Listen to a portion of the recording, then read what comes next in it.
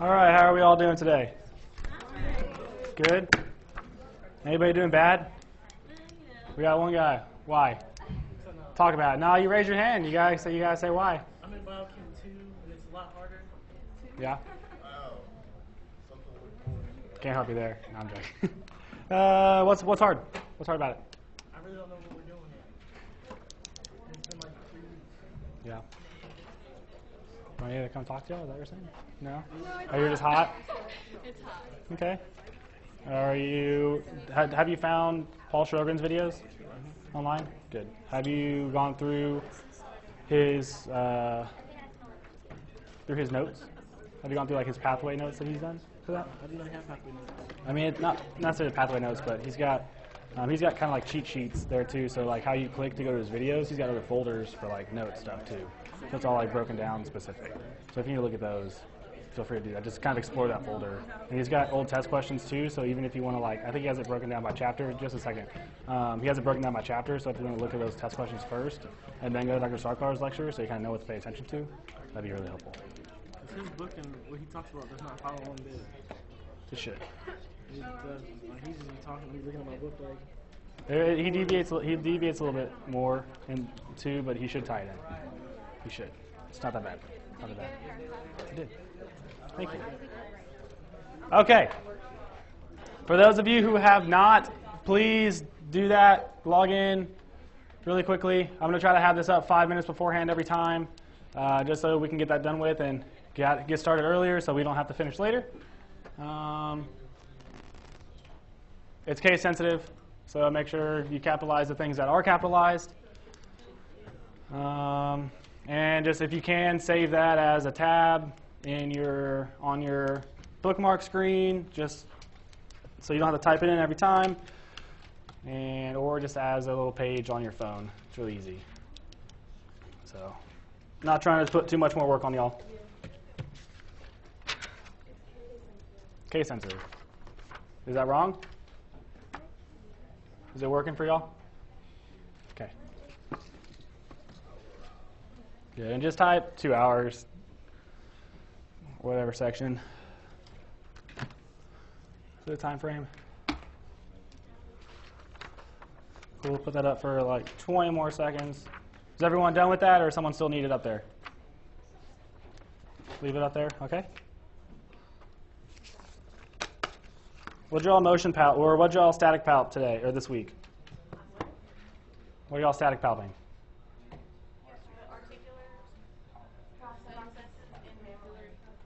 So y'all are in the lumbar, or y'all doing kind of the whole spine?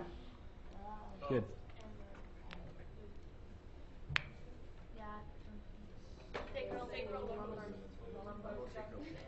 It's kind of fun to watch y'all stumble over those words, to be honest with you. Lumbosacral junction. Good. Good. So y'all windshield wiper down, PSIS, go to S2 tubercle, slide up. There it is, right? So exciting. Cool. All right, if you don't have it, lucky you don't have to fill it out.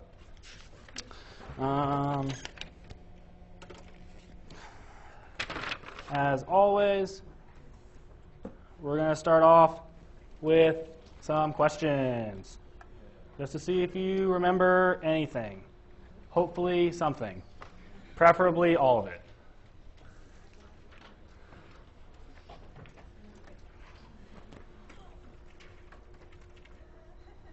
And I'll commit to answers, commit to knowing it, commit to not knowing it. Hold yourself accountable.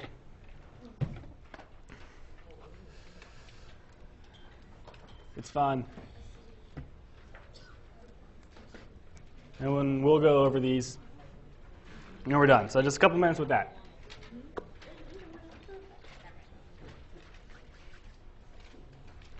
While we're doing that.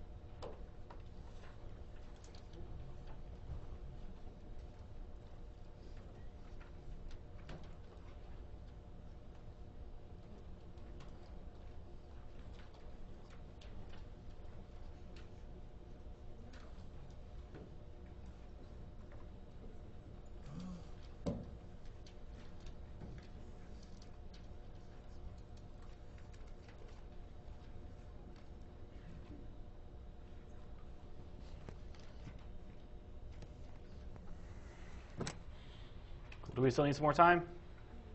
Yeah? Okay.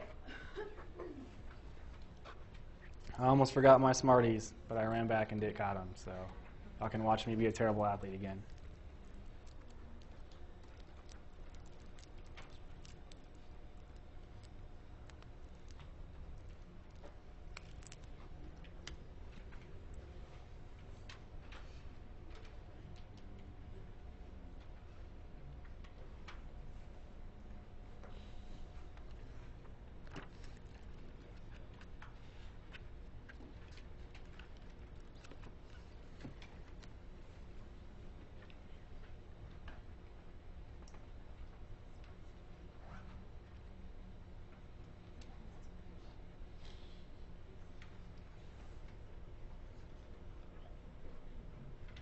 Thirty more seconds.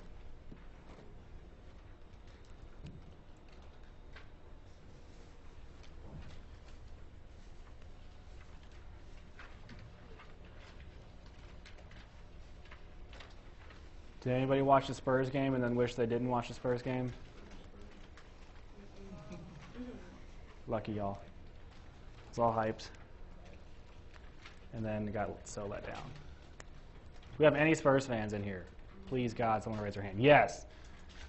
Don't be ashamed. Very proud. You from San Antonio? No, but How are you as Spurs fan? Just I'm not saying like, oh, like San Antonio equals Spurs fan, like not San Antonio doesn't equal Spurs fan. I'm just kind of curious. Elliot?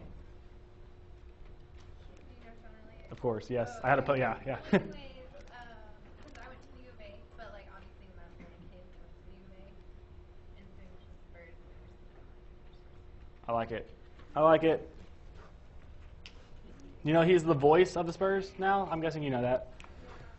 He does a very good job. All right. What is a Zwitter ion? Somebody, what is a Zwitter ion? Raise your hand. We got a hand. Can you be more specific? You cannot be more specific. Okay. That's good. Correct, right? So it can act as either an acid or a base. That is on page something. 21, I heard. We're going to stick with 20. Zwitter ion predominates at a neutral pH, so that's where you're getting neutral at. And so it can act as either an acid or a base. That means it can either accept hydrogens, base, or it can donate hydrogens, acid. Good, good. What are our acidic amino acids? We got a hand. Aspartate and glutamate. Are you sure it's not asparagine and glutamine? Yes, Why? Bingo. Aspartate, glutamate. Got to know those. If we can just rep those, if you can just regurgitate those that quickly, what are our acidic amino acids? Aspartate, glutamate. If you can do that for each of the subcategories that we went over, those questions are going to be a breeze. Question? So are they acidic? Is there negative? Well, I got to ask questions.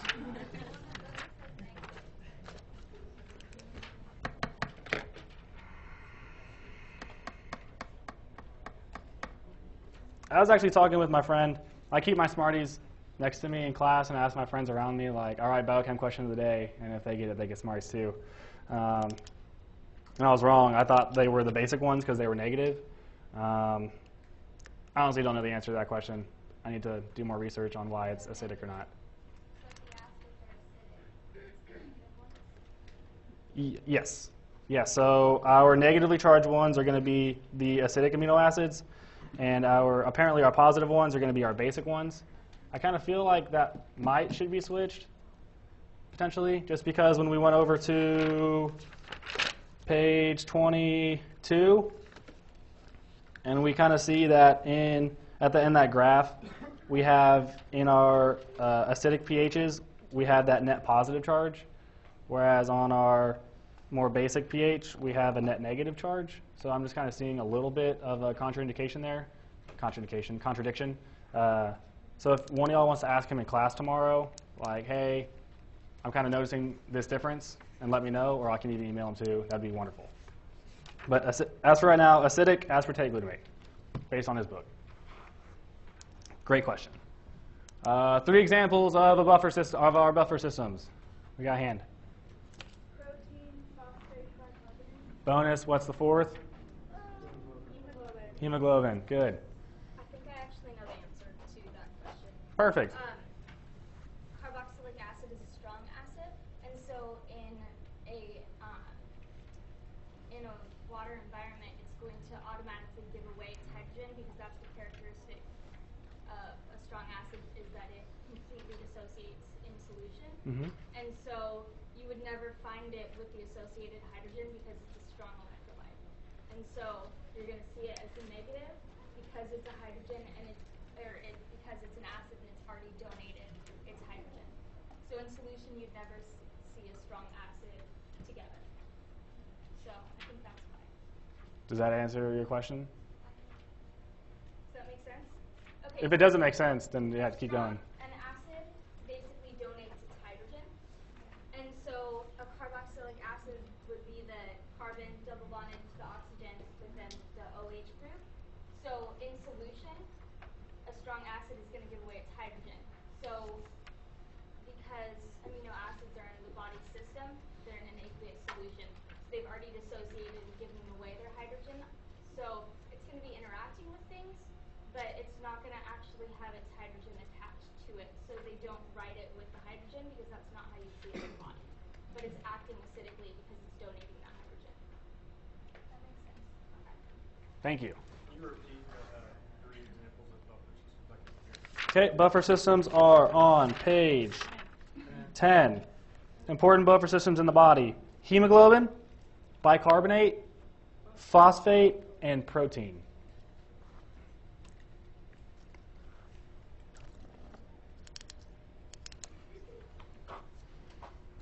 You got them? You have them written down? Yeah, I'm good. Cool. What is this functional group? Name? Ether. When we all just yell it out, I can't give Smarties. But good for yelling it out. I heard it over here first, I think. Oh my. That's what I'm talking about. One hopper. All right, lastly, give me 2 definitions of a buffer. Hands. New hands. Yes. Weak acid and its conjugate base, and then a weak base and its conjugate acid. Bingo. Good. So it is a weak acid and its conjugate base, and a weak base plus its conjugate acid. All right? A buffer has nothing to do with strong acids. Nothing strong at all. They are weak acids and bases and their conjugates. Got to know that definition. I think that was on last year's test and my test when I took it. Side note, I was in, along with all the Try 5s and 6s, in board reviews this weekend, and every single one of these topics was talked about as potential board questions. So I want y'all just to make sure that when y'all looking at this, you're not saying, oh, this is meaningless or not very important, I'll never see this again. No, it's going to come back because this first board exams is all pretty much your basic sciences, and all these were covered in our board exam reviews. So really trying to put this into long-term memory so that you can do less work is going to be a lot better for you. Good? Cool. What is a pirate's favorite amino acid? Nice. Good for y'all. Good for y'all. Do we have any other questions about chapters 1 and 2 before we start chapter 3? No? All right, let's get going. Structure, function, relationships of proteins. All right, so we've learned all the amino acids. Yes? Who here feels confident about their amino acids? Raise your hand.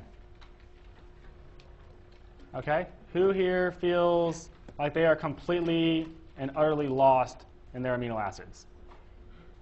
All right, we've got a few. Just out of curiosity, if one of y'all would mind sharing why. Is it just you haven't put the time in? Is it unclear to you kind of how to memorize them or what? like you don't know how to memorize them, or Yeah, pretty much. okay, Because I like the mnemonics. okay. Tomorrow, I'm gonna I have that link. I might play it during the break. I have the link for the hand thingamajigger for those of you who've heard of that. I'll play that during our 10-minute break if some of y'all want to watch that, and if that helps you, wonderful. Does he just want the names, or does he want us to be able to see the structure and identify it as well? There will be no structures on amino acids on there. The structure is just giving you something to, To grasp or yeah, We just need to know like The group name. yeah, exactly. For the functional groups, is there going to be structures? Yes. All right, overview of protein structure and function. Proteins have a covalent backbone. And what are those bonds called? Between each individual amino acid, those are peptide bonds. Good. And the spatial arrangement of the atoms are just called its conformation. This is a big thing. The 3D structure of a protein is determined by its amino acid sequence. So you'll see over and over and over again in this class, in palpation, in adjusting, what have you, that structure determines function, right? A square peg cannot ever and will not ever fit in a round hole. So each amino acid sequence, how that is laid out, is going to determine the entire framework of that protein's overall 3D function when it all comes together. That's the next slide, the next point, perfect. So we have our covalent backbone kind of keeping the integrity of the amino acid sequences, but there are other non-covalent interactions that are helping stabilize the structure. What are our other non-covalent interactions that we've already talked about? We can just shout them out. Hydrogen bonds, good. Disulfide linkages, those are covalent, yeah. Hydrogen. Hydrophobic interactions, good. So they're going to be repelling things away from each other. Maybe some ionic bonds. Maybe some van der Waals forces. We haven't covered those yet, so that's something a little bit different. So there's other things that are kind of taking into play the bigger overall picture of our protein. And proteins, all enzymes are proteins, every single one of them. And there's protein-protein interactions, whatever. A couple other things, so I can see. Protein transportation. So some of our proteins actually take, within the cell, take something from over here to over here. That's really specific.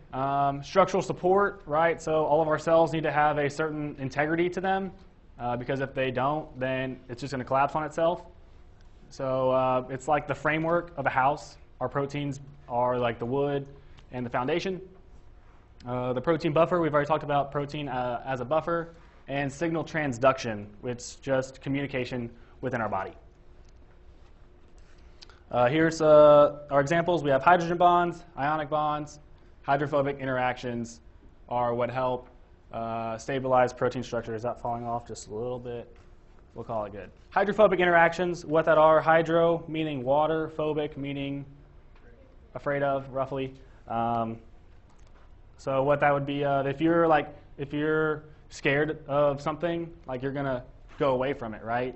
So if there are two things that are hydrophobic, they're going to push each other away, as opposed to like a bond that brings things together. Does that make sense? Okay. Structural classification of proteins. Need to know. Test questions. So he's going to ask you, what are examples of fibrous proteins? And you're going to need to know collagen and keratin. So fibrous proteins are insoluble, so can't be dissolved in water or can't be broken down by water, and are support structures. So TQ, collagen, keratin. All right, so collagen is found where in our body?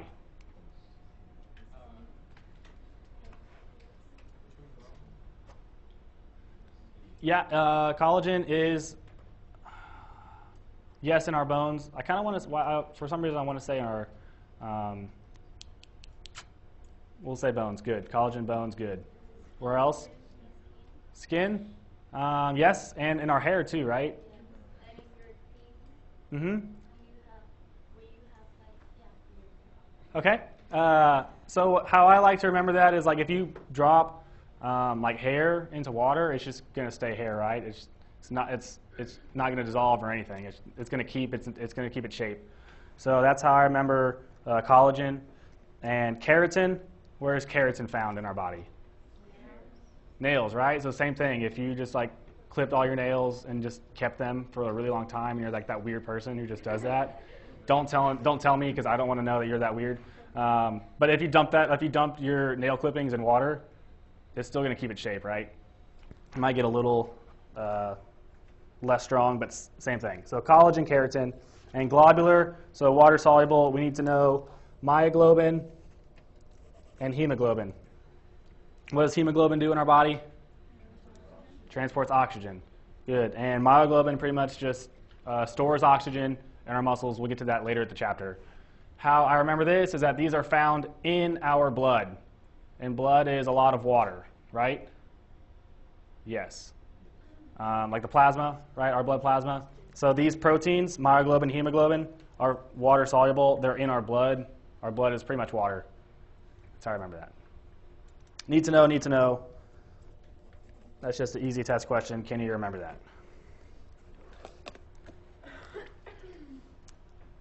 Integral membrane proteins.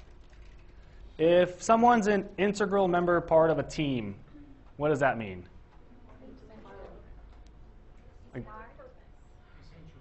Yeah, essential, right? Yeah, I heard, yeah, essential. Like they're very important. Without them, the team probably won't do as well as with them, yes? Integral membrane proteins are found in our cellular membrane. So it's the cellular membrane is what separates the cytoplasm from outside of the cytoplasm, right? So keeps everything within it. Our integral membrane proteins are found within that cellular membrane, or that plasma membrane, whatever you've heard it be called. And so they help keep that membrane structurally sound.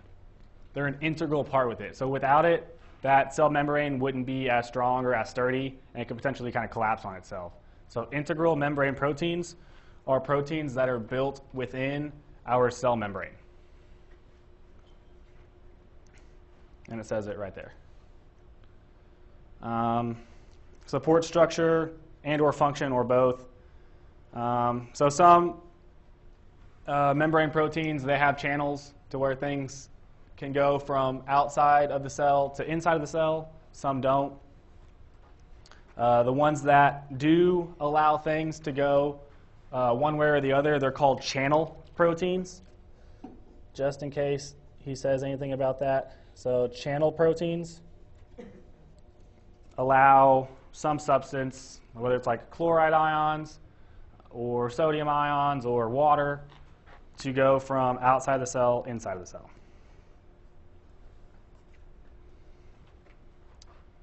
Peptide bonds, we know, yes? What we don't know is that it's a condensation reaction. Condensation. See? Does anybody remember that video? No? Cool. What that means is when something condensates, like water is formed, right? When we have condensation, like we have little like water droplets everywhere. Yes? So in a condensation reaction, we are taking this OH and on this amino acid and this hydrogen on this amine group over here on this amino acid, and those two are going to combine and leave as water. So we're forming water to make the bond. So we're removing the two things here, making water, making a bond, connecting those two things where those pieces were. And then on the flip side of it, if we want to break these bonds, we're going to put that water back into it, pretty much, bless you, and just go, and so we'll put that water back into it, and they'll go back right there, 2 separate amino acids again. Pretty simple to understand. Got to know condensation reactions form peptide bonds. And here are just a bunch of peptide bonds. They are highlighted yellow. Peptide bonds have a trans configuration. There were a lot of questions on this last trimester as to what trans and cis were. It kind of gets into the stereochemistry, or like a little bit more of the shape. So I did this really bad drawing over here.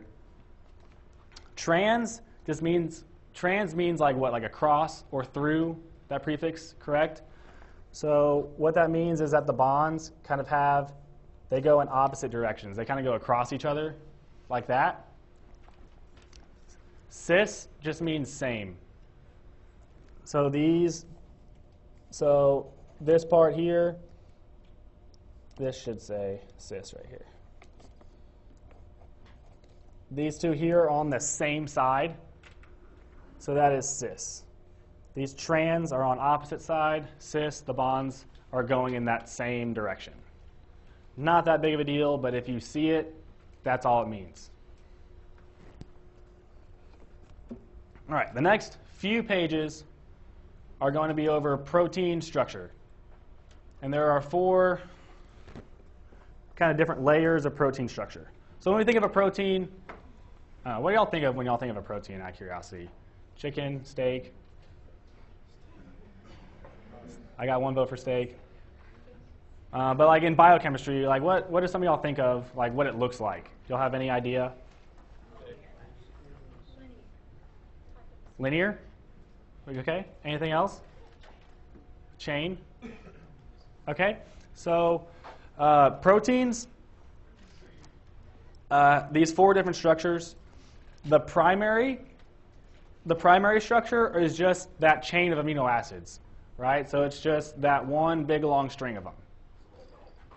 Our secondary structure is when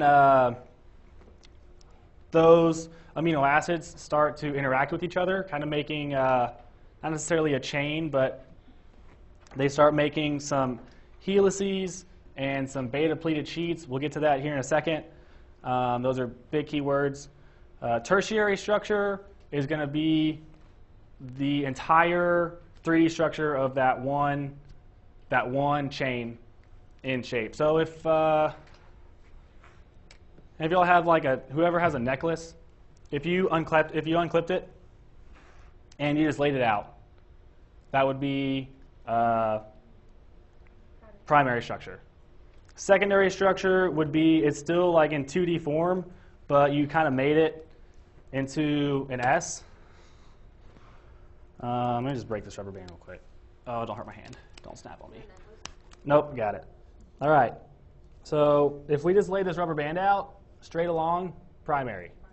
Secondary is when it starts kind of interacting with each other, but still kind of on a 2D plane. Tertiary is if it like coils on itself like that. So it just makes a 3D shape. Quaternary for some proteins is when you have a bunch of these rubber bands and they all interact with each other, making this bigger protein. That's as easy as it gets. And we'll go through this legitimately, actually. All right, primary structure. So it's the amino acid sequence of polypeptide chain. On that page 1, what did we say that the amino acid sequence determines overall? Yes, good, good. And primary structure is all those covalent peptide bonds and disulfide linkages, right? Disulfide linkages, 2 sulfurs making a bond, also covalent bonds. So as we're going through this, we need to know, for primary, we need to know it's the peptide bonds, disulfide linkages, and that it's the sequence of amino acids in the polypeptide chain. Polypeptide just meaning many amino acids or many peptide bonds. And if I'm going too fast, please let me know. Shoot, okay. So here we can see like single strand sulfur. Done.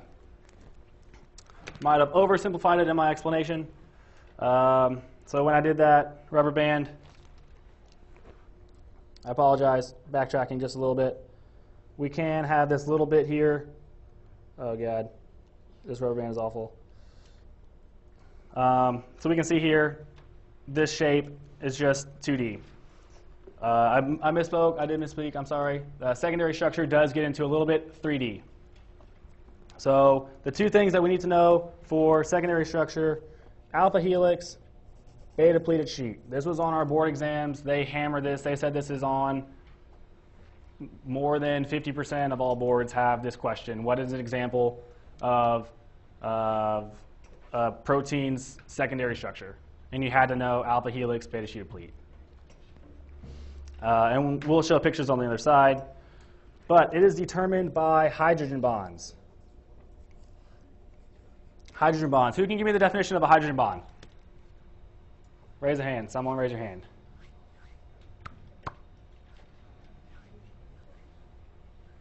We got a hand. Francisco. Say again? Can you be a little more specific?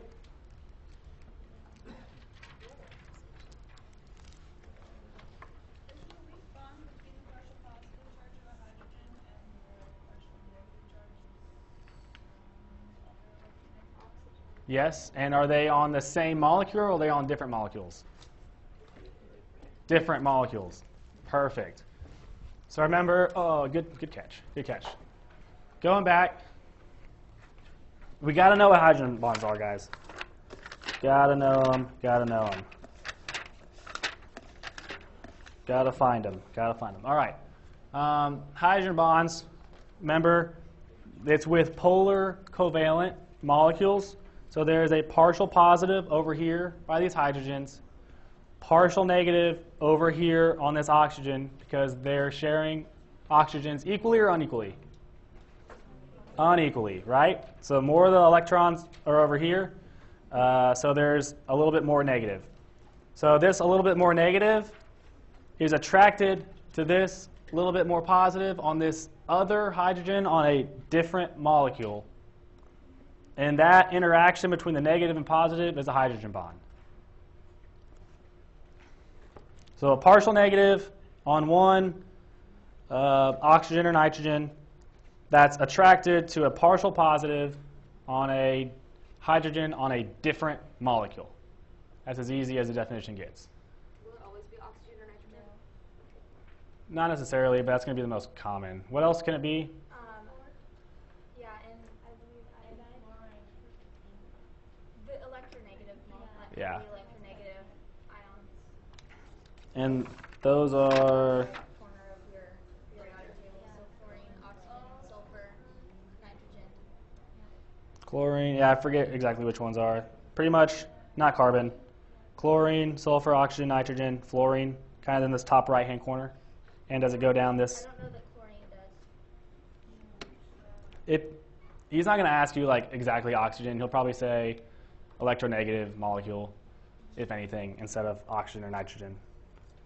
So to say it one more time, it is an attraction between a highly electronegative atom that has a partial negative charge on it to a hydrogen that has a partial positive that's on a different molecule.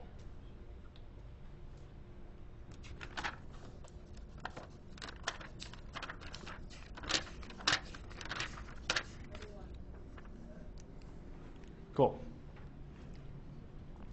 All right, the alpha helix, I like showing pictures first so you can see it. We'll come back to it. Alpha helix is just a helix. We know what a helix looks like. That's what it looks like. On the next page. It just has a spiral formation on it.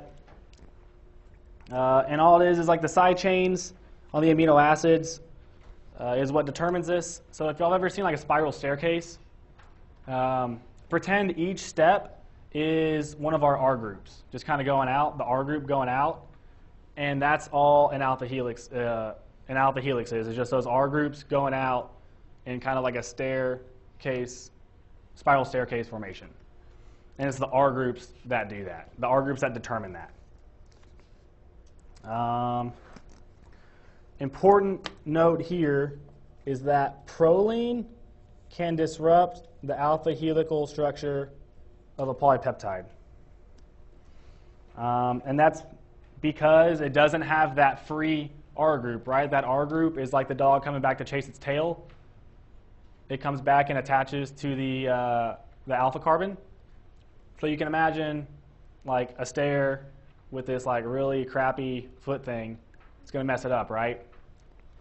So proline disrupts the alpha helical structure. Also, it's kind of bulky because it does that. Let me just check anything else. Okay. It's an alpha helix, beta pleated sheet. We can see kind of looks like here. And on the next page here, so instead of a helix, it kind of just has this, like if you made like a fan out of paper, and you kind of just fold it up like this, whatever. That's what a beta pleated sheet is. It has those bends in it.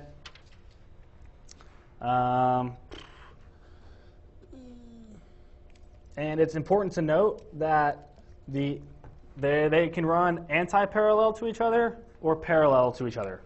And what the heck does that mean?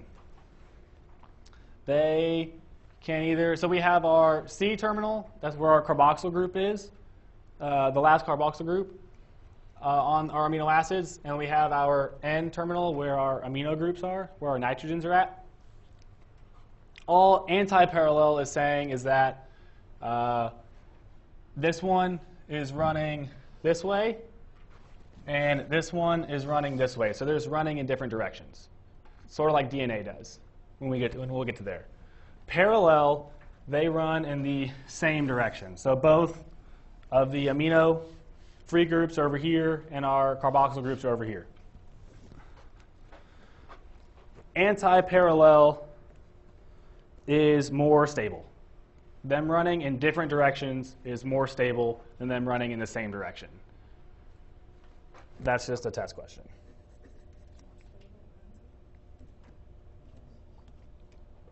Was it a question? Yes. So the anti-parallel beta pleated sheets are more stable than the parallel ones. And that's just the way the structure is. They all work. It works out better. Structure determines function. And that says it right here on this next page. Parallel beta sheets are less stable because the hydrogen bonding connecting the polypeptides are distorted. He's not going to ask you why, I don't believe. He's just going to ask you which one's more stable. But just because one's more stable than the other doesn't mean it doesn't exist. Like they're still there. Obviously, it's an option. And so there are some proteins that have both anti-parallel and parallel on them. If y'all ever like Google like a protein on your phone, just type in Titan protein structure. That's just an example. It's like one of the biggest proteins in your body.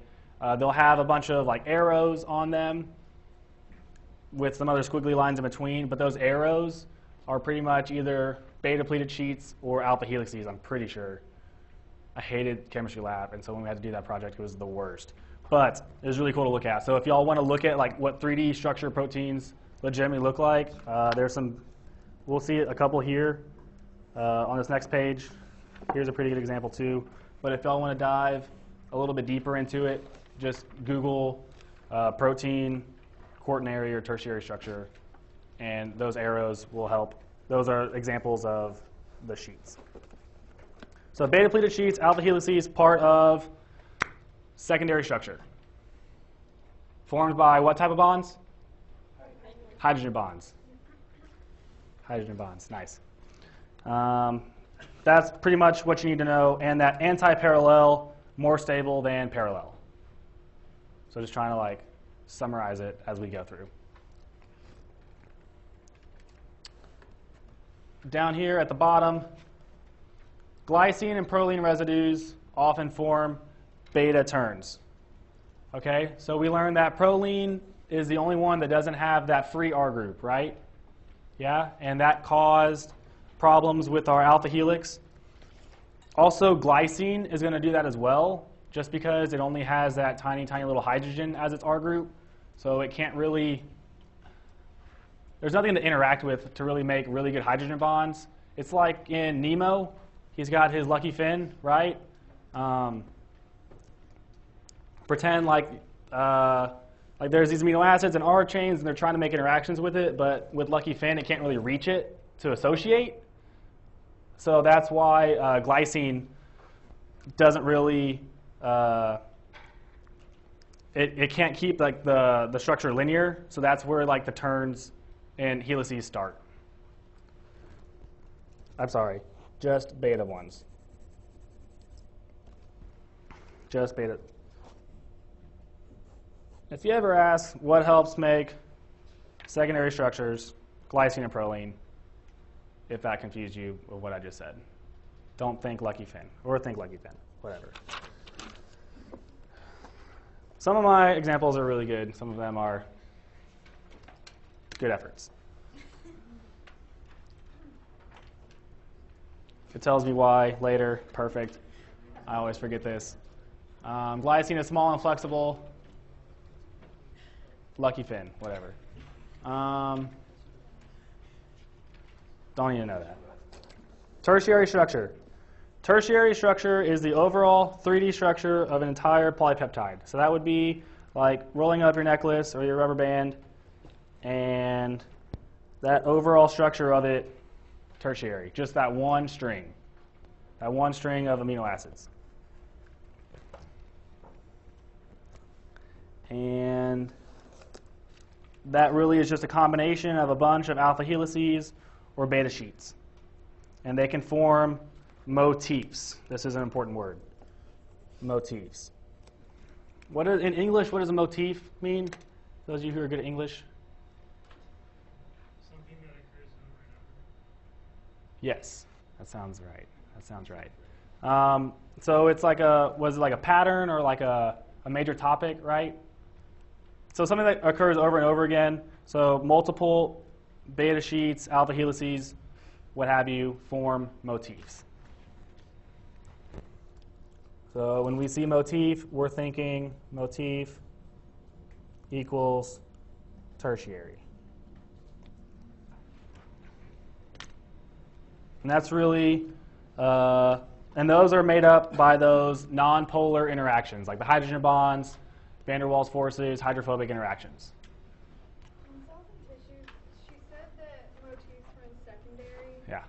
Is it like, are they different? Yeah, when I took this class, I had that same question, and I went and asked each Dr. Sarkar and Dr. S. I was like, y'all are saying contradictory things, and it was really frustrating. For this sake's purposes, I'm pretty sure that whatever Dr. S teaches you for cells and tissues, you need to know for cells and tissues. For biochemistry, I think the most right would be that the alpha helices and beta sheets are the secondary, and that the motifs are tertiary, just because it's multiple sheets and helices. But whatever Dr. S teaches you, that's what you need to know. For this one, just it's going to take a little bit more brain power. Sorry. With that, so he doesn't even mention domains. Yeah, we're not even going to do that. Okay. Yes. So with the helices, does it ever stop spinning and then form a pleated sheet and then go back to spinning? Or is that when you have your helices and then it combines with the pleated sheet and then that makes up? I lost you in the middle of that.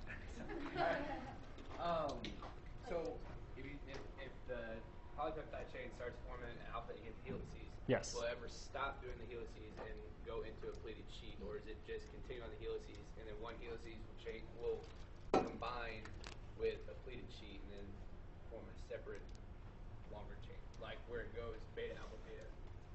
So yeah, so that's like, still get kind of lost in your question. But I think what you're saying is it can, like there can be an alpha helix, and then there can be a beta sheet after it, and then there can be another alpha helix after it.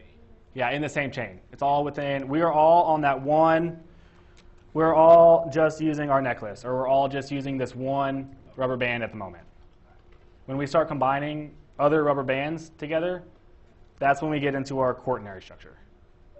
So just one string of pearls if you have a really nice necklace. How do you know when a motif stops and a new one starts?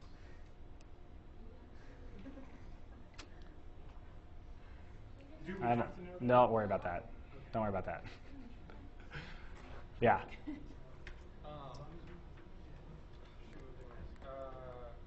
oh, does it have to go alpha beta, or can it go like beta beta alpha alpha? It can go whatever it needs to, beta, beta, alpha. It all depends on the amino acid sequence. So all proteins are specific to what their functions are. And the way like that overall structure of that protein or enzyme is going to be, if it needs 3 beta sheets in a row, it's going to do it to make that enzyme work. It's going to make that enzyme amylase form to break down our sugars in our mouth, whatever it is. So it can be any combination.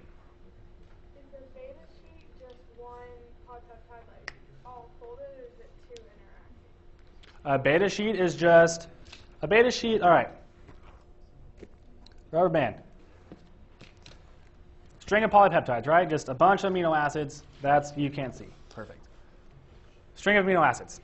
All right? They can be like this. 2D. All right? So it forms like this. It makes this turn here because there can be a disulfide bond right here. I need tape. I'm just going to draw it. Get out of here. All right. There we go. It makes this first turn right here because there's a sulfur and a sulfur. They like each other, disulfide bond. There's a sulfur and a sulfur. They like each other, disulfide bond. That's why we have the S shape or the signal wood shape here. Okay? In between, we can have a beta pleated sheet here. We can have an alpha helix there. We can have a beta sheet there. I'm only asking. Dr. S said it was the beta sheet was 2 polypeptides. I just didn't know if that was another contradiction. I think it can be, but based on, I gotta pick this up now off the ground. That was dumb. I think all it's talking about is because it just needs 2 strands, right? So we need one going anti-parallel, one going parallel. It can be that same polypeptide going in different directions. Like it could be, using my picture, my beautiful drawing. Like it could be, I guess it could be like those running, this one running this way, this one running that way, making it. Or in theory, it could be another polypeptide, this one running this way, this one running this way, making that sheet. So I don't think it specifically, exclusively has to be different ones. Well, there's a lot more questions than I thought on beta pleated sheets and alpha helices. Okay. When you have your disulfide bonds, is that always going to be cysteine or? Only cysteine can make disulfide bonds. So when you're drawing the S and S connect, technically that's just cysteine and cysteine. You got it. Good question. All right, quaternary. Do we have any more questions on alpha helices, beta sheets? Please, God, no. For this purposes and for boards, they are secondary structures, hydrogen bonds, alpha helices, beta sheets, proline, glycine make them. Good.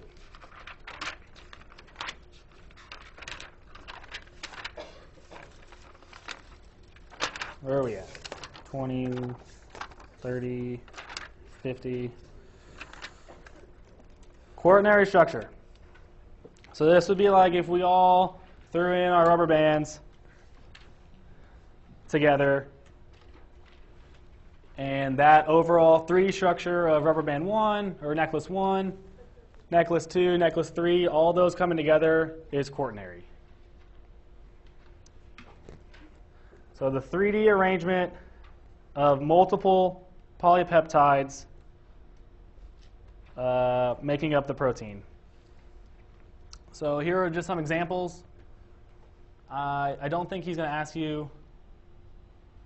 He will, actually, I lied.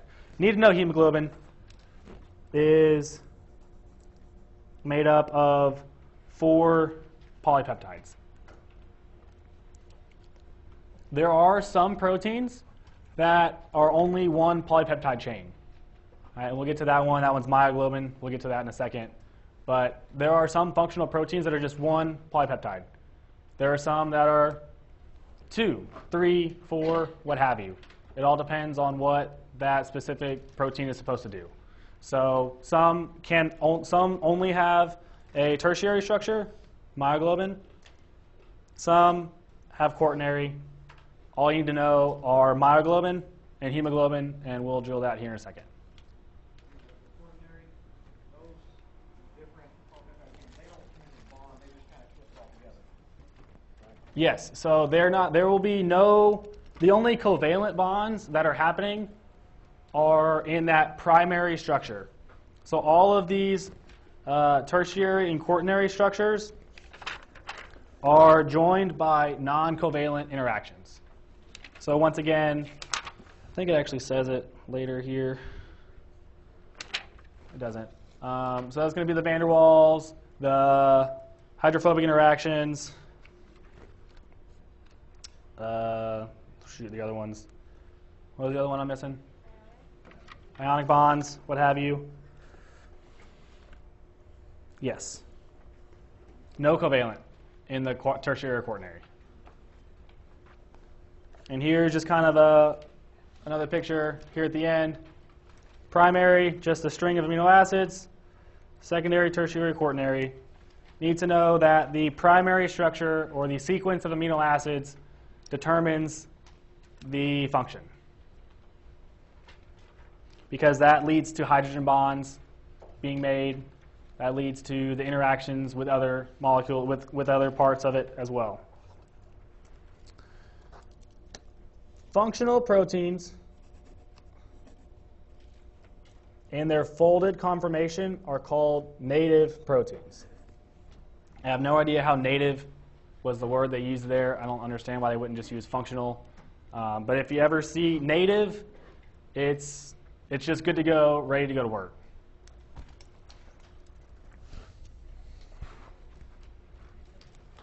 Easy little test question he could ask you. Do you remember the definition of a native protein?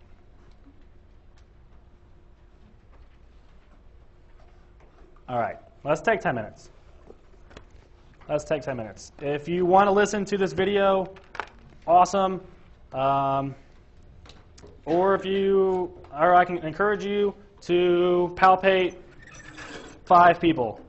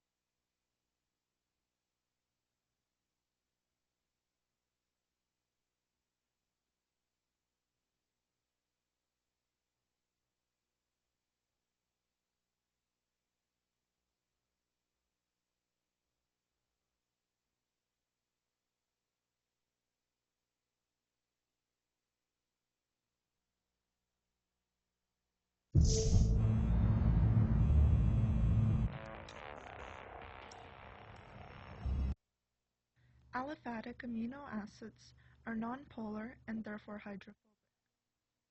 A simple mnemonic to remember the 6 aliphatic amino acids is glaciers in the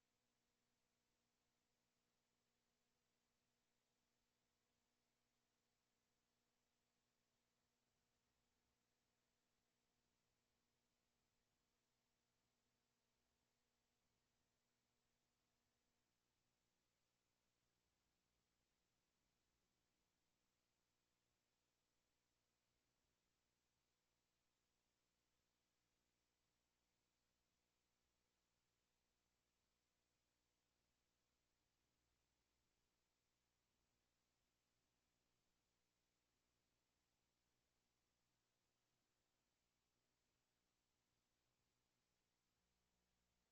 There are 20 amino acids that make up every protein in your body. They all have this carboxyl amino group.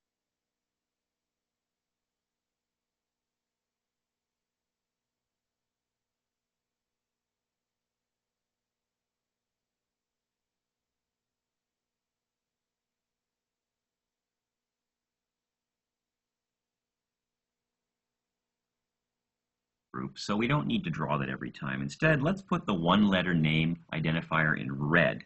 Leave the non-functional hydrogen atoms off. So arginine looks like this. Notice it's got a lot of nitrogen amino type groups near the end, as does lysine. Histidine also has, and that makes them the positive charged groups. Aspartic acid and glutamic acid have oxygen near the ends, and that's what makes them negatively charged. The polar groups have hydroxyl groups near the end.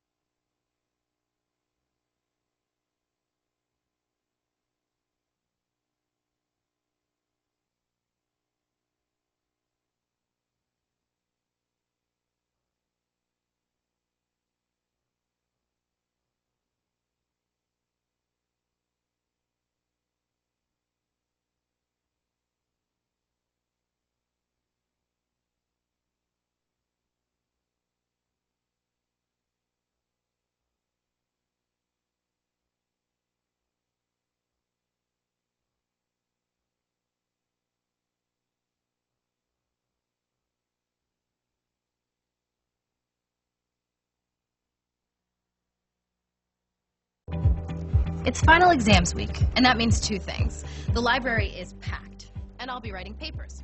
Lots of papers. Hello friends, my name is Oestreich and I'm one of your Soul Master Coach legends. Today we are starting what will the moon since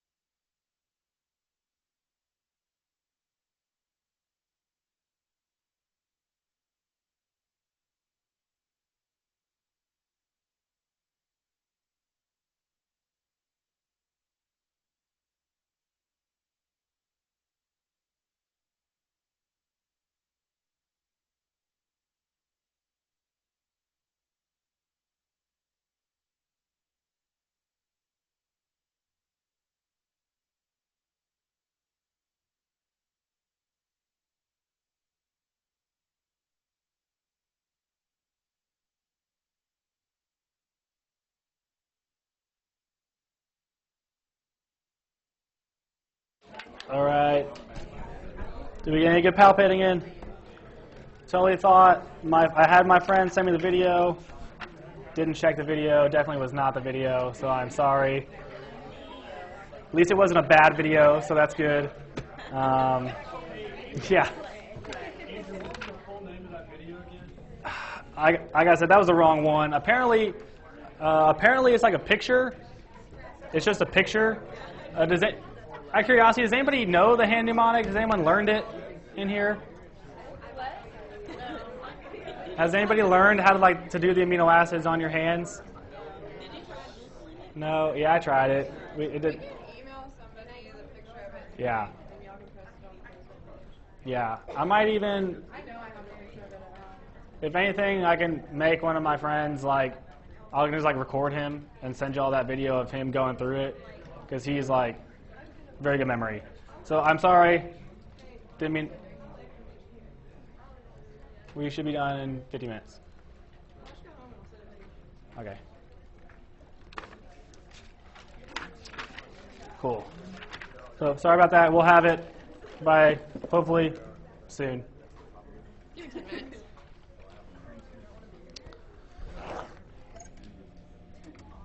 All right, where did we leave off? Native proteins. Good. What is a native protein?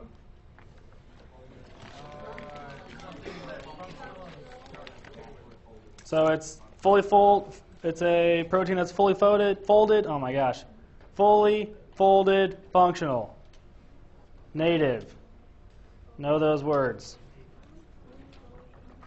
Protein that's fully functional and folded protein.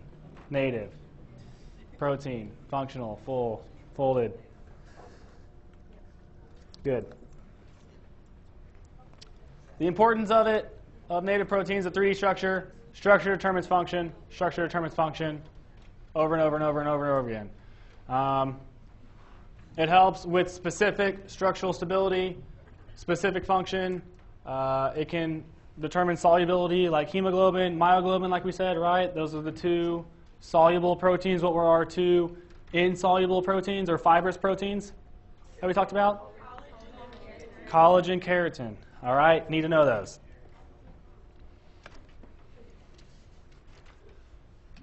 Native proteins are marginally stable at physiologic condition. Pretty much that means that if they deviate too far away from normal, so like a normal pH, like 7.35 to 7.45 of blood, right? So if it gets a little bit too basic or too acidic, the protein's going to lose its function. It's going to lose its structure, so then it'll lose its function. We need to know this right here. Non-polar residues tend to occupy the core of a native protein due to hydrophobic effects.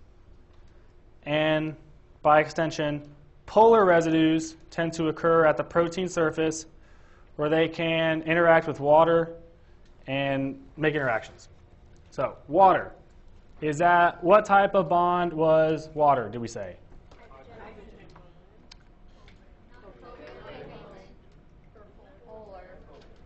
All right. Okay, let's specify the question. 1H2O is what type of bond?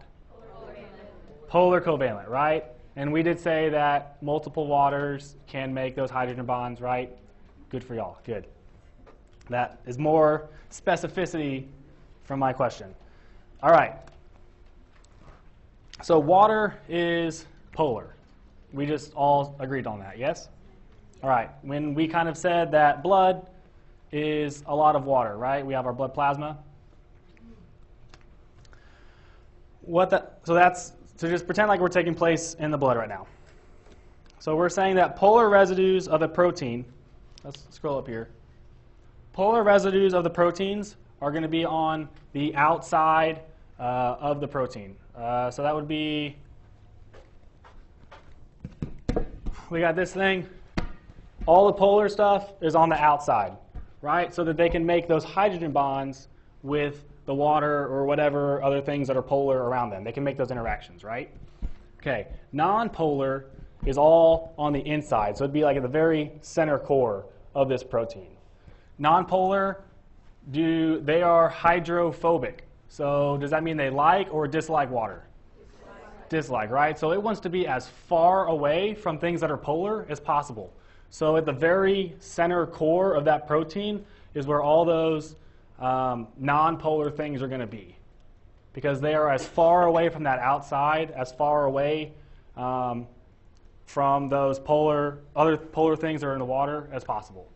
It's like, what are those, like Russian dolls, right? That they have like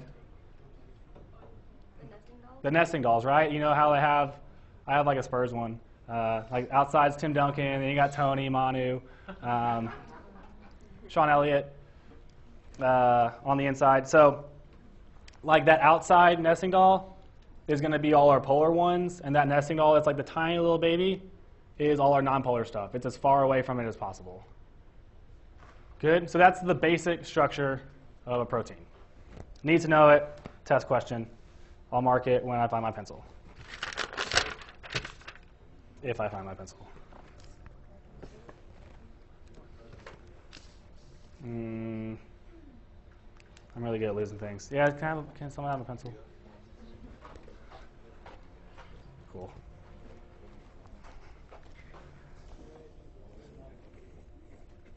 TQ. Might steal for a little bit until I find it. Okay. Can we see it? Can we see it? Yes. Question. Residue. It's just like it's like a little portion. It's like the end. Polar residue is like at the end of like the end of the R chain, R group, or the R group, what have you. It's just a little like piece, like a little tail. Just replace it with the word thing or portion. The polar.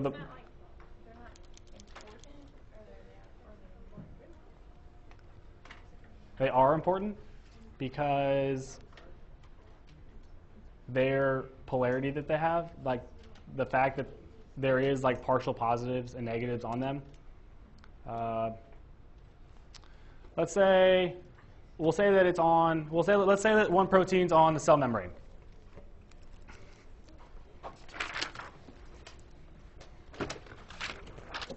Cell membrane, protein, okay? Whatever. Say that this protein over here needs to bind there, all right? We already know proteins, enzymes are specific. All of these tiny partial, positive, negative charges they need to be in that exact spot because they need to line up with all the partial, negative, positives that are over here. And it's got to be in the right shape. So those positive negatives are making that outside shape exactly what it is, like Play-Doh, right? You can make whatever shape you need. Well, once that protein hits like that right shape to where it can fit in here, these positive negatives also help create the bond, like those interactions that are strong enough to keep it there.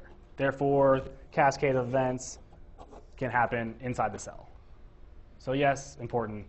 Sorry to like underplay that with the word thing or portion, but very important.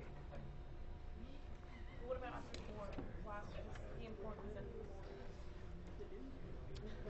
Just because the nonpolar interactions, you know how we talked about in tertiary structures too, like they help determine the 3D structure? So those nonpolar interactions are still helping to determine structure, but they're housed on the middle because they don't like things that are polar. So they're trying to like isolate themselves or get away from them as far as possible. They're like recluse, kind of. They're trying to remove themselves from everything that's going on around them. Do we actually get it, or are you just saying okay? Okay.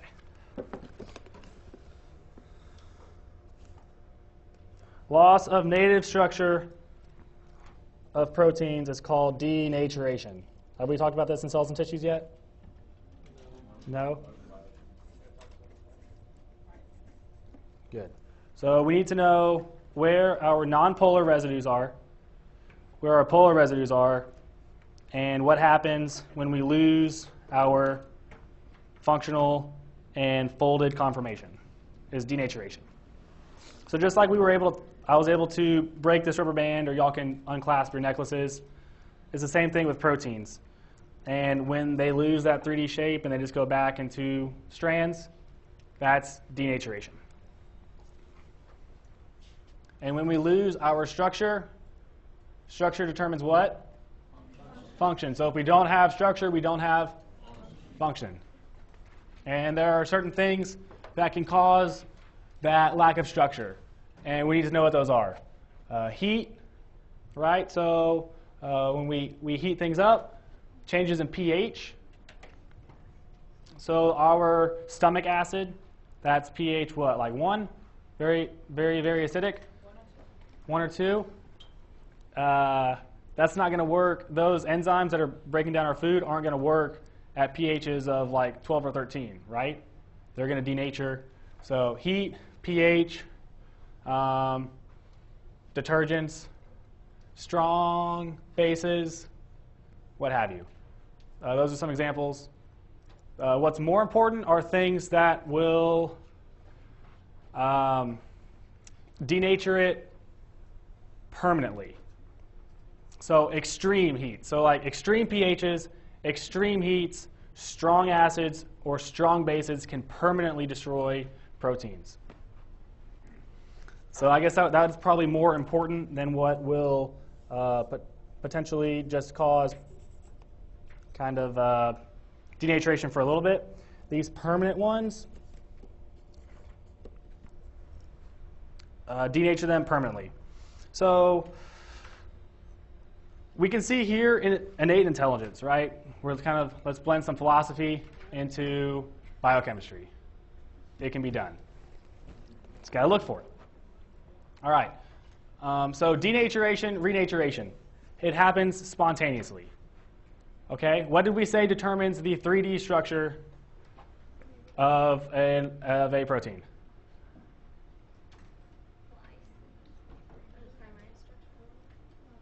That's going to be that's what determines the alpha helices and beta pleated sheets, or glycine and proline is what causes those. But the primary amino acid sequence right, is going to determine that overall protein function, right? Was there a question? Run that past us. Our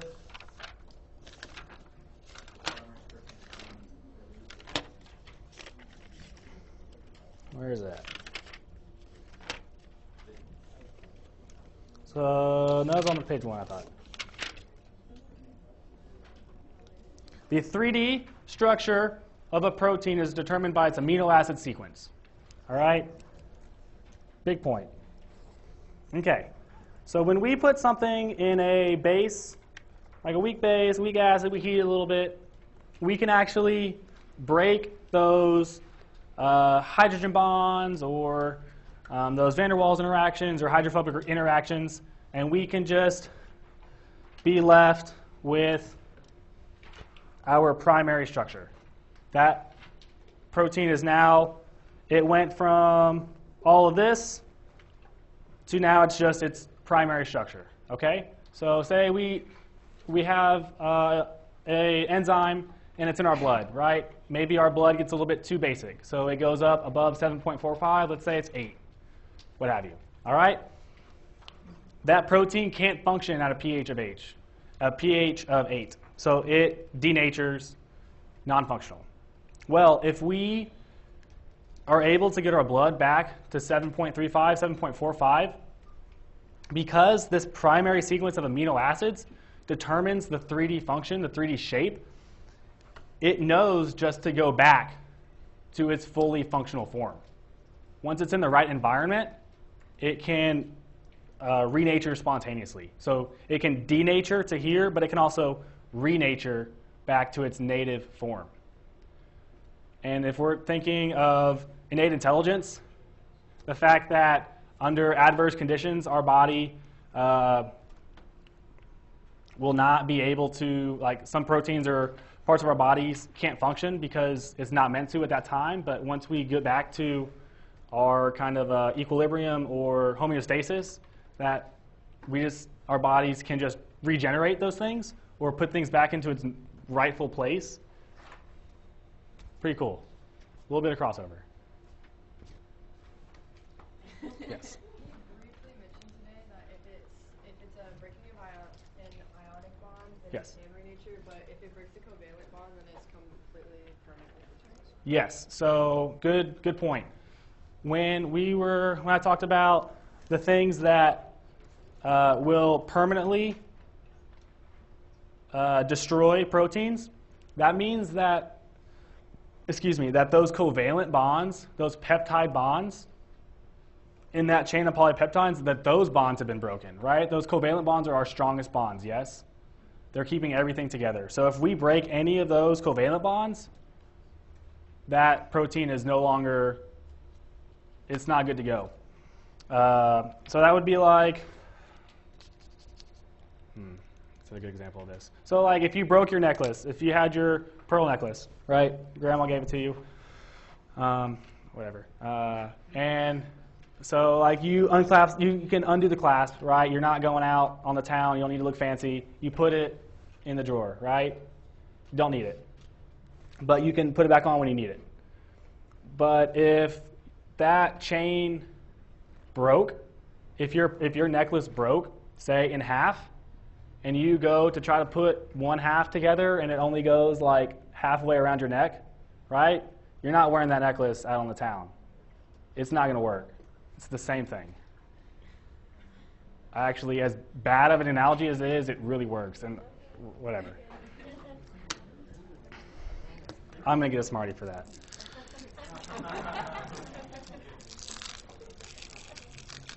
Okay. So that's denaturation, renaturation.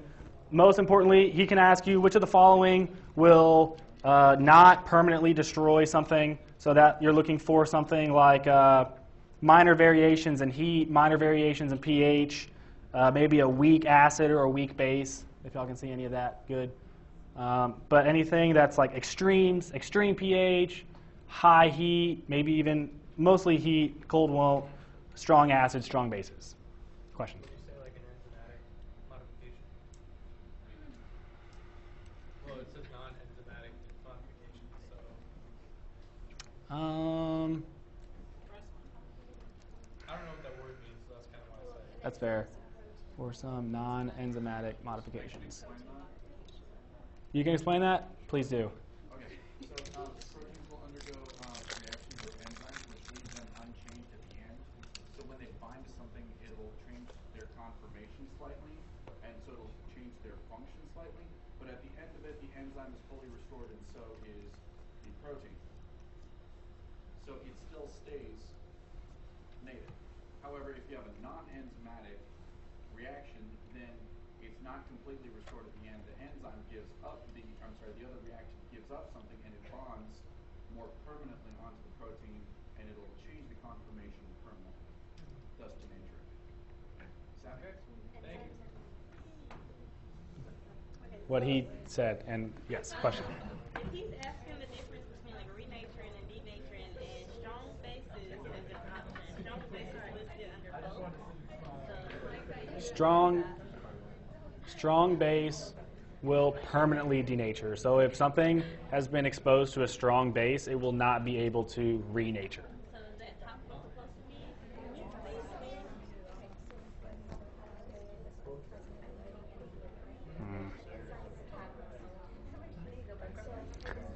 Yeah, that should say weak.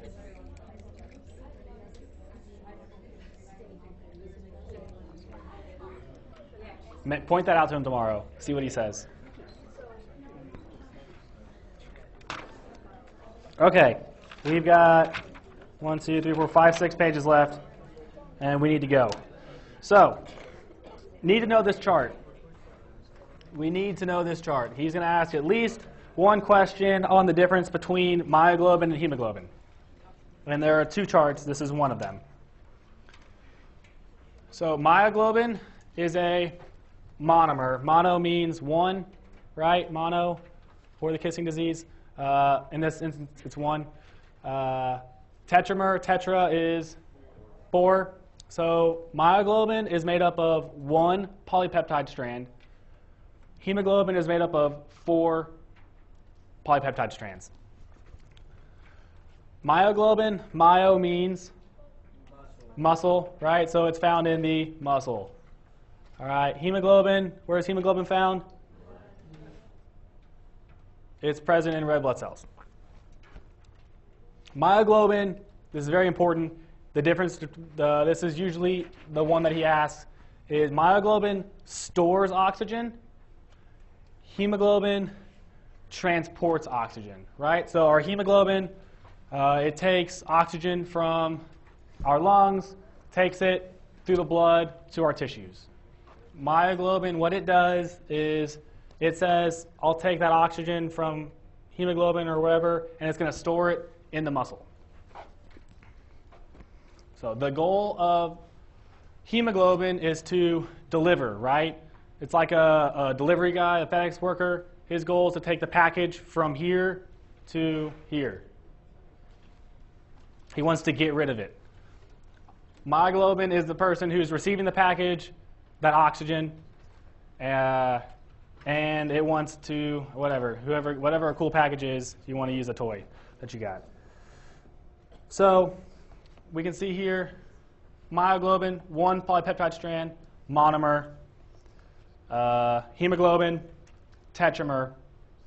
Need to know that hemoglobin is 2 beta chains, 2 alpha chains. Just know it's alpha and beta. If he throws in a gamma, that's going to be later. But hemoglobin is alpha 2, beta 2. And I think that's just saying, I don't know why polypeptides are named alpha or beta. But we'll get to a gamma later, and we'll show you the importance of that. The heme group is present in myoglobin, hemoglobin, whatever. Myoglobin, single polypeptide containing heme. Iron is present, so it can bind the oxygen. The iron is actually what binds to oxygen, so both in myoglobin and hemoglobin. Need to know the difference between myoglobin and metmyoglobin. So oxidized myoglobin is called MET. Does anybody know what the prefix MET means, actually?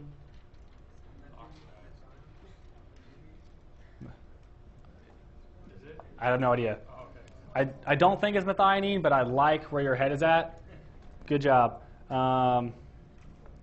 Anyway, oxidized is MET myoglobin, and MET myoglobin cannot bind to oxygen. Need to know that. So he can ask you, which of the following cannot bind to oxygen? He'll have like hemoglobin, myoglobin, MET myoglobin. You're going to be like, MET means oxidized, whatever it can be for this instance. And you're going to pick that one. So myoglobin transports oxygen to muscle, and it's oxygen storage. It wants to hold on to that oxygen. All right, so we already know that hemoglobin wants to take it and get rid of it. Myoglobin wants to store it. Question? Where would myoglobin be in the body? Exactly. Like why would it be there? Just to help remember? Say like you have enough oxygen saturation in your muscles. So like say you're just at like a resting state right now. You don't really need a lot of oxygen. Whereas opposed to if you're like running a marathon and you kind of need a lot of oxygen. So I guess when you're already oxygen saturated, you don't really need that myoglobin to be trying to bind more oxygen. So the body probably just is a way of regulating it and says, hey, let's just turn off. We don't really need it anymore. We're good. Is that helpful at all? Okay, kinda, I'll take. Excuse me. Yes. The last line there says myoglobin transports oxygen to muscle, blah, blah, blah, blah. And the page before, that chart, the up, says the myoglobin oxygen storage and the hemo is the one that transports. It means that myoglobin does both. It transports and stores. Don't worry about the transport here. Worry about the big bolded underline. Storage. Storage. We're just going to focus on that part, and that's going to be explained in this graph. Why I'm trying to emphasize that. All right. The next couple pages have graphs, and they can be a little bit difficult to interpret. So as long as we can understand that hemoglobin is trying to unload oxygen, it's trying to take it from the lungs to the tissues, right? If it just keeps holding on to it, the tissues never get it. If it's being greedy, it's like the brother that doesn't share the toy. The sister's going to get mad. Our body's going to get mad if it doesn't get oxygen. So oxygen binding to myoglobin, hemoglobin.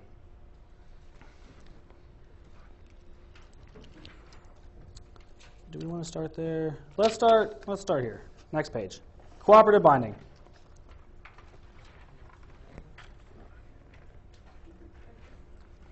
T state stands for tense state, and then R state stands for relaxed state. I had to look that up, so if that helps y'all, just instead of letters. T state is tense, T-E-N-S-E. All right, so we're going to pretend this is hemoglobin. All right, in this, the square one is no oxygen. All right, there is no oxygen bounded to this hemoglobin right here. The way cooperative binding works, and you need to know this is a test question, the way that cooperative binding works is that once this first oxygen binds to hemoglobin, and it can bind up to 4, that the second one is more likely to bind, and then the third one is more likely to bind, and then the fourth one is more likely to bind. So once that first one binds, it gets a lot easier and a lot faster for all the other ones to bind, right? It's like when your teacher asks you a question, or like when I ask y'all questions, and then like y'all don't want to raise your hand, but as soon as that first hand goes up, then like other hands kind of start going up because you're not like the only one raising your hand. It's the same principle. It works in both directions though. So hemoglobin, once, so say it's got all of its oxygen. Once it loses that first oxygen, once it takes it to the tissue that needs it, it's more likely to get rid of that second oxygen and that third one and then that fourth one to where it's got none. So pretty much once the first one binds, it's more likely that the second, third, and fourth ones will bind. Once it dumps the first one, it's more likely to dump the rest of them. Does that make sense? Question? Is it transitioning to a relaxed state because it's getting more oxygen? Yes, pretty much. And it's more tense and there's not enough oxygen? Um, Or there's less oxygen? I'm actually not sure. I think tense isn't necessarily specific for hemoglobin. It might be for other proteins as well, but for our purposes, let's just say that it's tense, it doesn't have any, because its goal is to take oxygen to the tissues. So it's like, I need it, I need my fix. So it's kind of tense, but once it gets that first one, it's like, all right, good. Like, now I'm good. So I'll get the rest of them. All right, so then it's relaxed. So I guess we're pretending that oxygen is drugs. Perfect. That's on recording. Wonderful. Okay. So, our graph. This graph is saying the exact same thing that I just said, but with lines and numbers. And it's not as good looking. Whatever. All right, so on our y-axis, we have percent oxygen saturation, so how much oxygen is there, and then our partial pressure of O2, whatever. So we have myoglobin, hemoglobin. Let's start from this way. So we're going to go this way. So we're going to say hemoglobin, fully saturated. It's in that relaxed state on the right. Hemoglobin's function is to do what? Transport it, right? And it's going to get rid of it. Okay? Myoglobin's function is what? Storage. Okay. So we can see here hemoglobin, myoglobin, pretty much the same oxygen saturation, roughly 100%, what have you. But we can see here that hemoglobin starts dipping off first a little bit, so it's losing oxygen saturation. So we can say about like right here, we'll say it loses its first oxygen. Hemoglobin undergoes cooperative bonding. So once it loses that first oxygen, what's going to happen? The rest of them are going to go too, right? So that second one's going to go, that third one's going to go, that fourth one's going to go. All right? So we're saying that as we're going down, we're losing oxygen. And it loses oxygen faster than myoglobin does because myoglobin stores it, right? So as we go this way, myoglobin's holding on to the oxygen. It's holding on. It needs it. It's storing it. And then once it loses it, it's done because there's only one. It only binds one oxygen, what have you. So we can see here hemoglobin loses oxygens first. It gets rid of it first. Once it gets rid of that first one, somewhere around here, pretty sharp decline, gets rid of the second, third, and fourth, down to no more oxygen. That's all that's saying. Just another way of showing it. What would be an example of how he would ask the questions for that graph?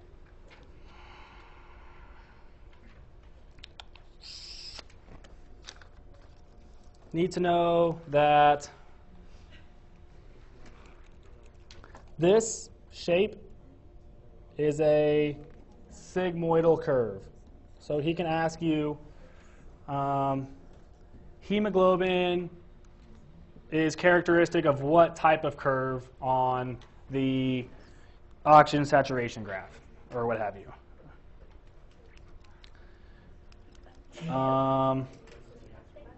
Or he could ask, that's probably what he would ask, is that one.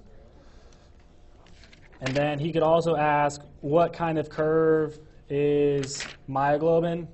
And I think that would be a parabolic.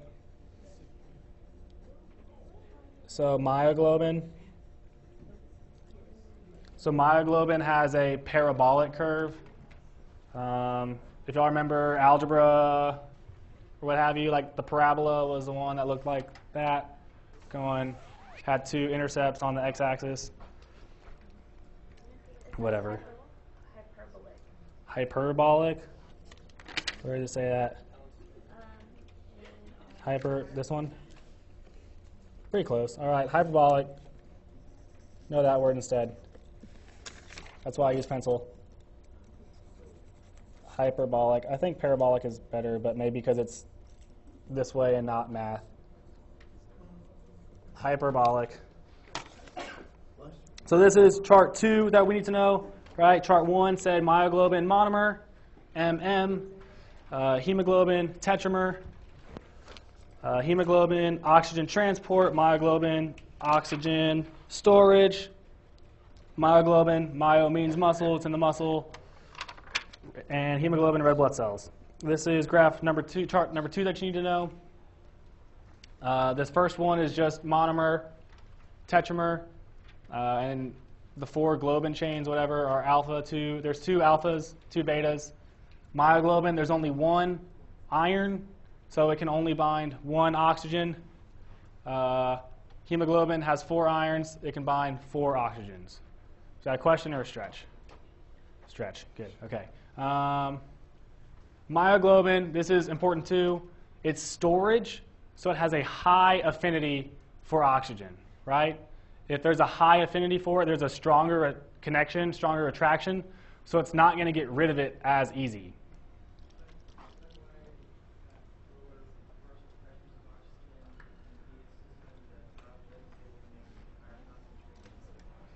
I cannot hear you. Also, it sounded like a really smart question, and I needed to come closer. One more time? Is that why the myoglobin is able to maintain higher concentration levels of oxygen? Yes. At the end of the venous system, at lower pressures?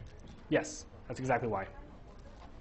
So his question was, because myoglobin has a higher affinity for oxygen, is that why it's able to have a higher oxygen saturation at lower pressures than hemoglobin? And the answer is yes.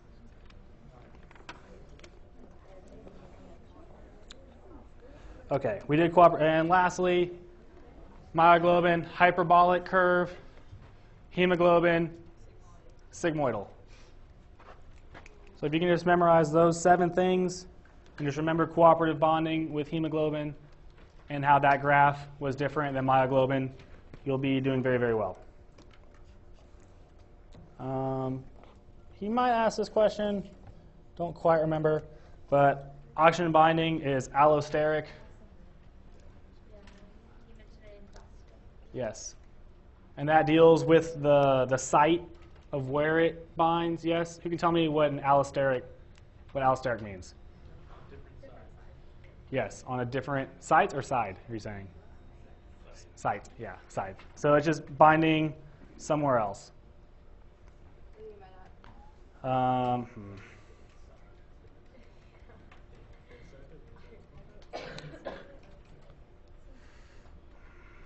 It's easier with enzymes, substrates. All right, someone, we're doing student self-teaching, not self-teaching, but peer teaching. Someone explained allosteric bonding to the class.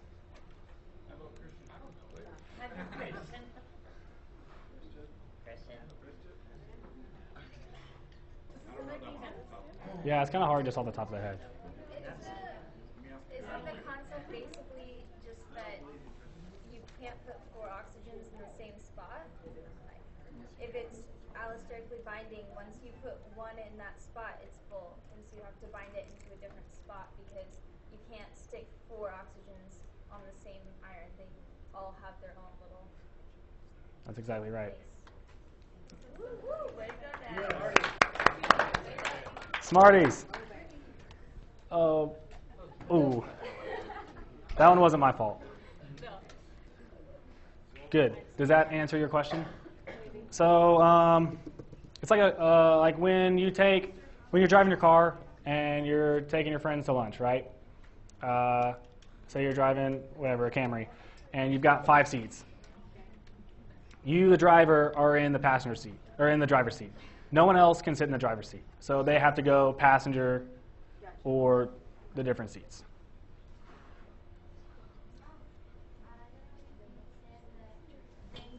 I'm going to try to explain this as my best as possible. Okay. Because English is not my first language, but in the allostatic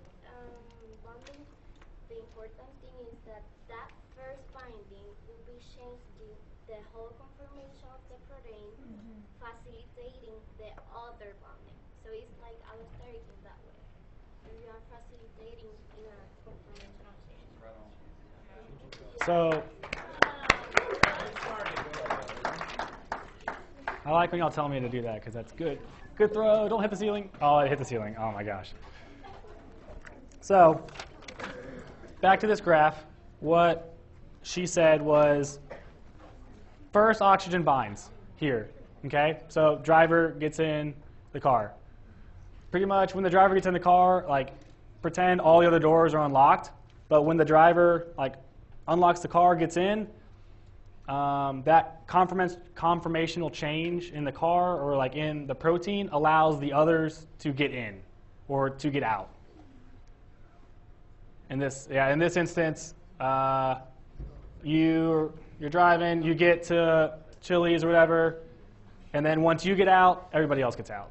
You have to undo the child lock. Yeah, you have to undo the child locks. Gotcha. Exactly.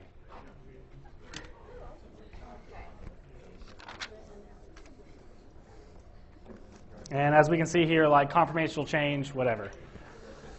All right. 3 more pages. Sigmoidal curve, need to know. Here's a good example of cooperative bonding. Cool. All right. Shifts in our hemoglobin dissociation curve. Need to know them. All right. Definitely going to be some sort of test question on this. All right. There are 2 different shifts that we can have. We can have a right shift, and on the next page we have a left shift. I have yet to figure out the colors because there are 3. And I'm guessing that I haven't figured it out. So I'll let you know. So a right shift, pretty much just combine, I usually just combine these into one. And we're saying like the green is what we're doing.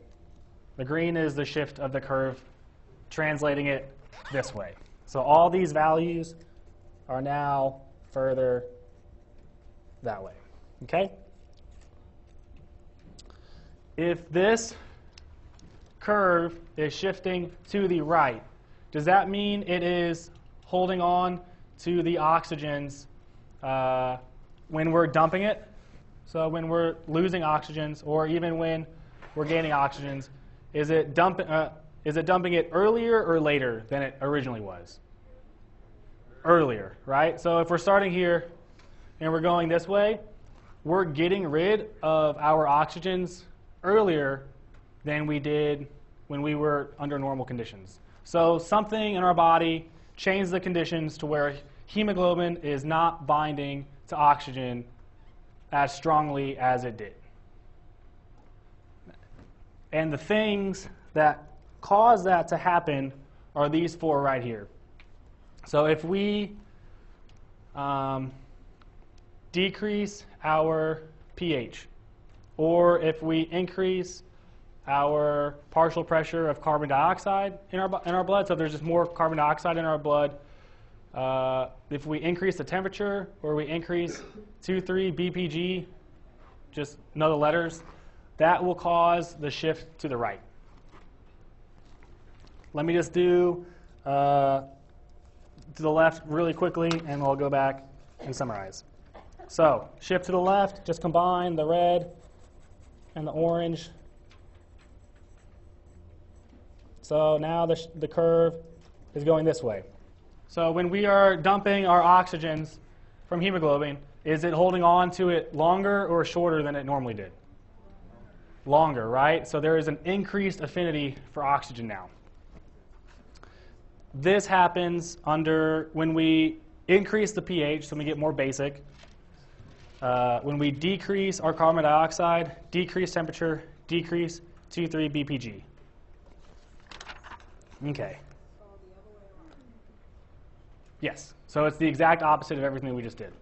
So how we remember this is a shift to the right that's going to increase everything except pH.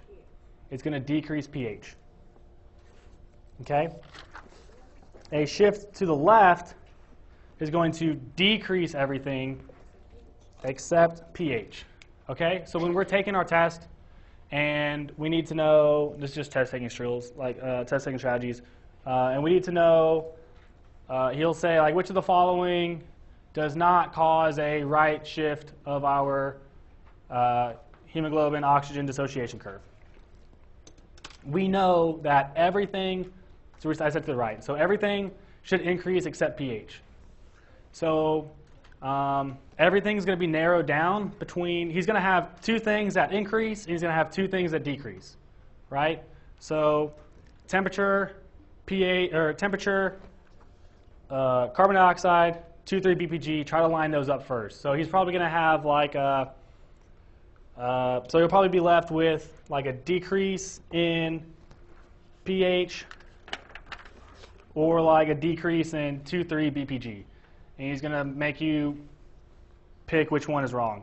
But you already know that BPG, temp, CO2 all should increase. So it's all between like what is decreasing.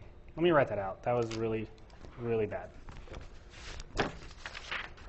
All right. What causes right shift of curve? All right. A, B, C, D.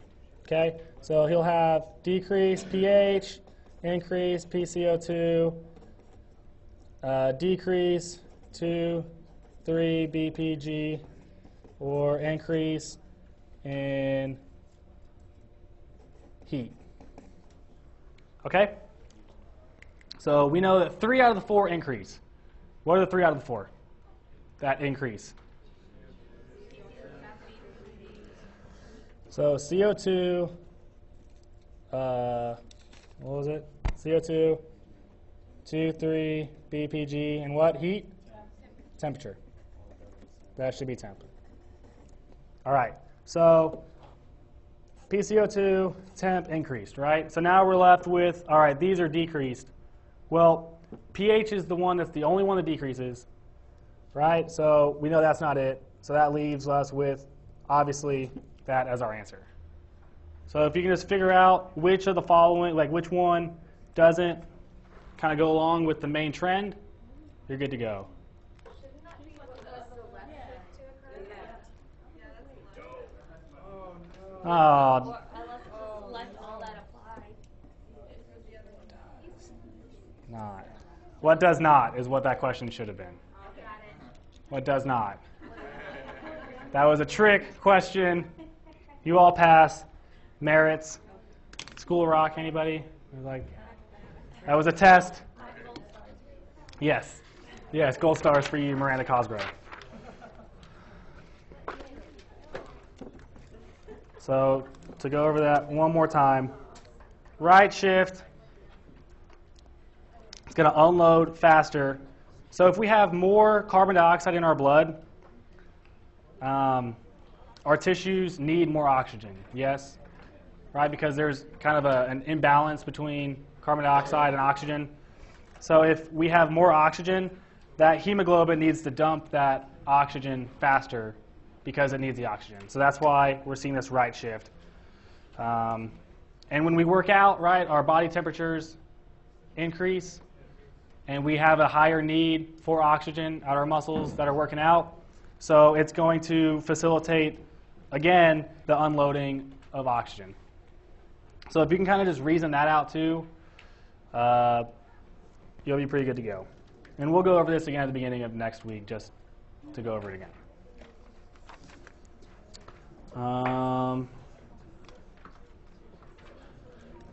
This is really hidden, but need to know this right here. The normal form of adult hemoglobin is the alpha 2 beta 2. And it's hemoglobin adult, HbA, contrasted to fetal hemoglobin. It has those 4 subunits, but it's alpha 2, gamma 2. That's a gamma. So fetal hemoglobin is different than adult, and it has a higher affinity for oxygen than in adults. Test question. Okay, sickle cell is alpha 2 beta 2, but with this little sickle on it. There's a nucleotide change in one of the beta chain, right? So our amino acid sequence determines our function, right? Well, what happens is that this glutamate in that amino acid sequence, so you have methionine, whatever, glutamate, that glutamate changes to valine, right? And that valine actually causes the entire structure of that protein to make that sickle shape, that kind of, I think it's like a comma shape.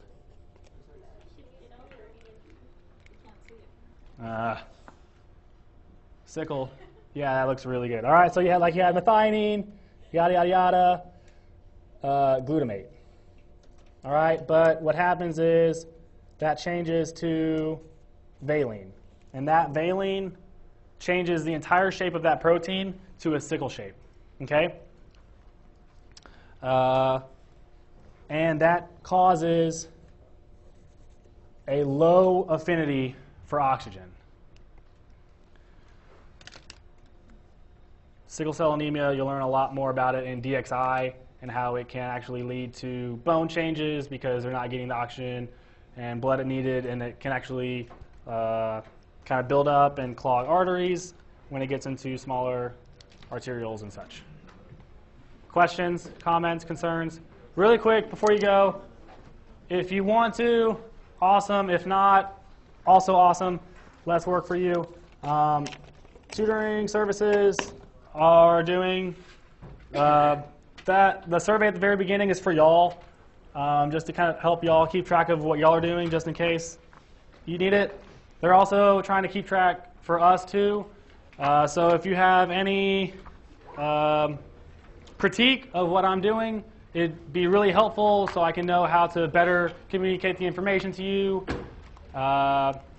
Or if I'm doing a bad job, just letting me know that I need some more work in this area, what have you. So please, if you wish to do this, great. If not, also fine. But if you want to help me out in my teaching style or what have you, in your all's learning style, please fill those out. Thank you.